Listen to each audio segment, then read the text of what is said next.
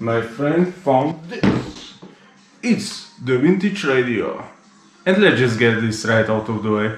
This does not do cassettes or anything like that. It only does the radio. Because it's from the 1960s. Or is it?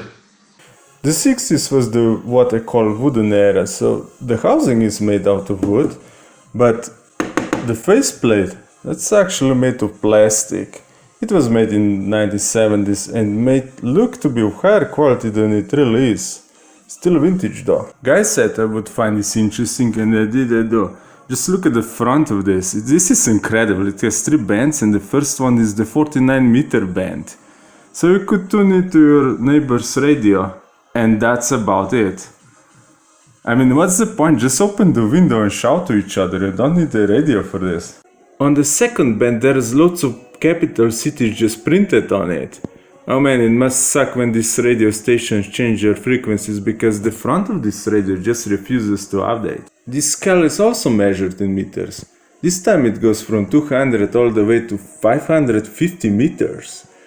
I thought Europe was a little bit bigger than that, but what do I know? I just love how Bucharest and Paris are next to each other. Let's find out how far away these two cities really are. Well, they're in different time zones, so let's just say way more than 20 meters. And at last we have the FM band. You're all familiar with this, right? And there's nothing really unusual about it, other than it getting progressively wider as it goes on. I can't tell what it used to say here, but I'm guessing this is volume. So I'll just turn this all the way down. And this is the bass control. Yeah, self-explanatory. But what the fuck is sopran? I'm guessing treble. Huh, wait a second. Let's just see. What? Are you kidding me? So just from the front of this unit, I can tell in 3 different ways that this was made by a bunch of commies. Here is the city named after the dictator, the generic brand name, if you can call it that, and the quality control. So these knobs are all the way up, and these two are the same, but this one isn't. So how did that pass the quality control? But then again, what quality control? Here is the rest of the controls. First we have a blank spot that would be used for an additional button for the higher spec unit. Wait a second. You mean they had trims under communism? Yes, they did. There were equals and more than equals. Then we have GR and MG. I'm sure this will make more sense later. ST? What, you mean stereo? There's only one speaker, that can be a thing. Then KT and UKT? Well, I looked this up and this stands for Ultra Kratki Talasi, which is English for ultra shortwave, which is now known as FM. And this one stands for medium wave and that's shortwave. So this is AM and this is just that. The first thing you'll notice on the back is this janky business. Someone wired this internal antenna to the external port. What a poor hack job. I would do much better. Shame on them, whoever did this. Well, it turns out that's how they were produced at the factory. Elektronska industrija, you guys suck. It is the secondary antenna port, that's just for connecting the AM radio, which does need its own antenna. And then there you have the grammyphone port. Now that switch on the front makes sense. It also is used to connect the magnetophone, and you might say, what the fuck is magnetophone? Well, that's just German for the reel-to-reel. Yeah, this thing is just an auxiliary port, pretty much. This is not your typical 3.5mm jack, it's not even close. This is something called DIN5, but I don't know, something else that connects to that. Actually fits perfectly. It's a keyboard. It is the port for the secondary speaker, which I don't have. And I bet it wasn't included. I mean, they didn't even include the headphone jack. But I do wonder if that would be in mono or stereo, if I had one. Here we can see inside, because this back panel is a little bit short. On the left side it's fine, but yeah, just more signs that this was made by a bunch of commies. Some of you have seen my older videos and you know just how much I love radios. Yeah, so it's still playing music. Power indicator is still working. But don't worry, I won't do anything like this to this one, because this one is, no joke, actually good looking one. Plus it's made to food, so it should sound good. Ooh, vintage. I'm gonna do it. I'm gonna plug it in. And I will torture myself with some top 40 music that is usually on the radio. Here we go. On.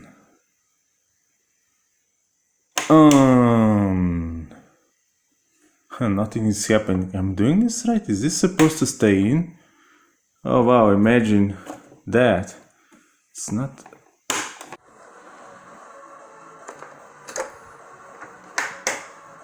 Well, it was worth a shot. Well, it doesn't work, and honestly I would be more surprised if it did work, because this is like 40 years old and it probably has at least some bad caps inside.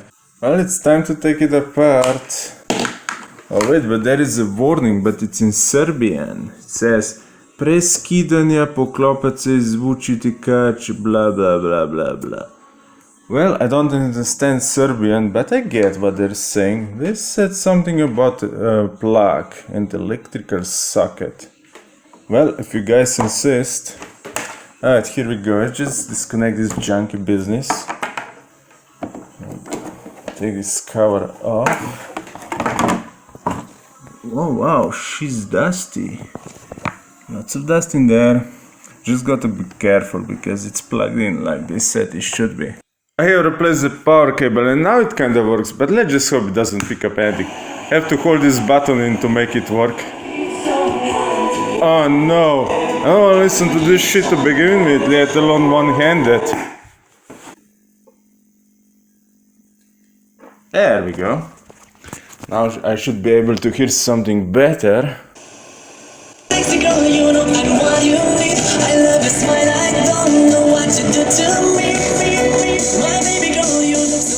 So that was just too much, because there's a preamp built in. But other than that, it sounds pretty damn good.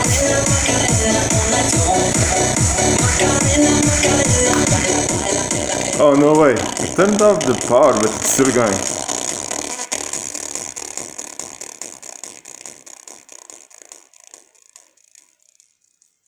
And finally it's done. I didn't expect that. Now if I wanna plug in my grammyphone into this port, I will need more than just standard auxiliary cable. Just one cut it. Oh look how convenient, I just happen to have this extra DIN 5 cable. And I totally didn't just smash a keyboard to get one. I just made this 82 auxiliary cable. It's one of a kind, and I have wired only one of the channels so far. This is because I wanna find out whenever this radio does stereo or is just mono. So I have two speakers now. If the unit is indeed stereo, only one of the speakers should play. This one plays, and this one does too. So it's dual mono. Now I didn't fix this button yet. So I have something else, another add-on. A crappy laptop. And something else equally worthless.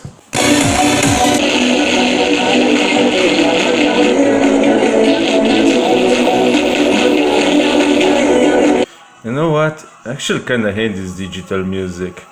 It's just so convenient, man, and it doesn't even have any surface noise or distortion. This is called vinyl, and it is the best format ever. It sounds the best, and I wish I was joking, but they actually do say that. You know, the walking jokes called audio files. In order to plug in this turntable or record player, or whatever the fuck you wanna call it, we're gonna need this RCA to auxiliary adapter. And we're just gonna give it a go. So first of all, just get rid of this packaging material, just this stupid cover. Gonna toss this to the trash later.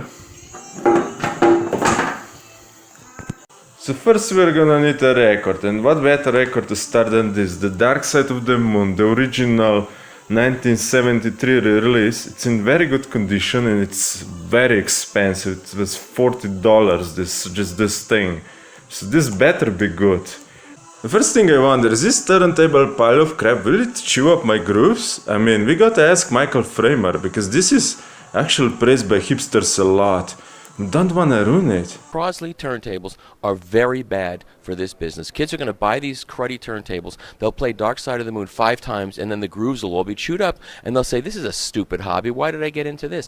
Actually, no, I don't give a shit. Got to make sure to give it some of my... Yeah, that's how we handle the records. Oh, wow, that song is terrible. Next.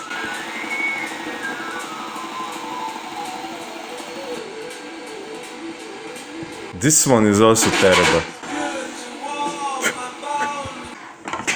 This fucking sucks, man. Let's try the other side. Oh.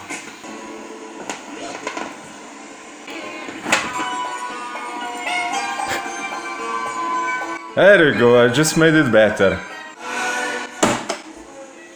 Shut up. And Michael Frame was concerned about this only lasting 5 plays on some cheap record player before being destroyed. And it's not gonna last 5 spins, that's for sure.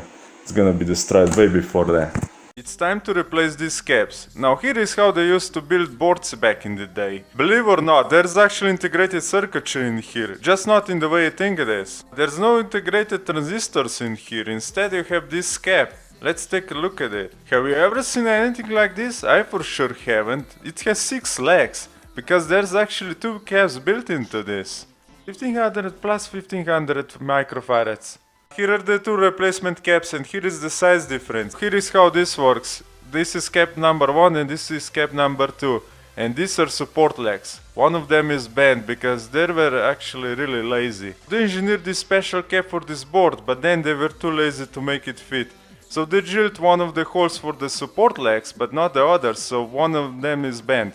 That's communism. They also built this special rectifier, and here is what these 4 diodes usually look like, and they are a heck a lot smaller too. The fact they bothered integrating some of the components, you can see they were really trying to minimize the total amount of components on board. But that rule was broken as soon as they got to these silver caps, where they used 2 smaller caps to replace one bigger one. This looks like another DIY job, just like that janky cable from before, but the explanation for this is really simple. Commies have run out of caps. Another way to tell this board is really early is the fact they didn't even fit all of the components on the board. Yeah, it was the transitional era. Or you could just look at this terrible ground wire that's all naked and hard. Looking at these traces, you can just see how freestyle they are. It's not like today where it has to be either straight or at 45 degrees angle. Here anything goes, it just goes like woo woo woo woo. Everyone can find schematics for these old radios, which is really cool. So I have measured all of the voltages and to my surprise everything was fine. But I have replaced the caps anyway because they're so old. There is only one cap that was shorted and it is this red one. After replacing it I didn't see any difference, so the only real thing that was wrong with this radio was just the power cable that's broken. I have managed to fix this power button, so now it stays in. It works. I had to decide between the original, nah mate, that's just how it is for these knobs, or fix them so they work like they should. It was a hard decision, but I decided to fix them. What I didn't fix is the slight audio leak from the grammyphone port to the radio and vice versa. You could hear static from the radio and grammyphone and music from the Grammy on the radio, which is not good, but that's just how it is. Maybe that's how it always was. These buttons have seen better days for sure. There is no way you can replace them because they no longer make this. Other than that, it works fine. It sounds good too. You just have to remember to turn off the music on the auxiliary port if you really want to listen to these shitty radio stations. Better than the silver sun.